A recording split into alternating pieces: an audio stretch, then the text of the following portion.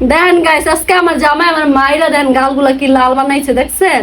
হ্যাঁ, এগুলো মাইরা লাল করছি। তাই কি 1 ঘন্টা করছো? ধরে মেকআপ ডইলা লাল বানাইছো, এগুলো জনগণে বুঝে। কারণ কি লাগা ভিডিও চালু দিতে কইছো এটা কও।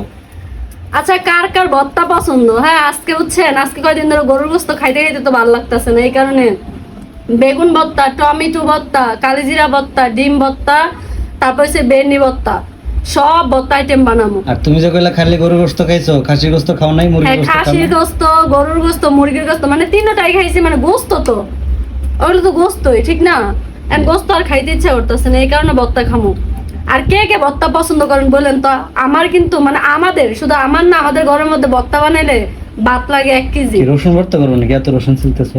না না, কালিজিরা ভর্তাই দেবো। মানে ভর্তা বানাইলে আছে না 1 কেজি ভাত লাগে, বুঝছেন? আমার জামাইয়ের লাগে হয়েছে 1/2 কেজি, আর আমার 200 লাগে 1/2 কেজি। সত্যি কথা বলছি না, মিছা কথা না বলি। আমরা তো ভর্তা লাভার। হ্যাঁ।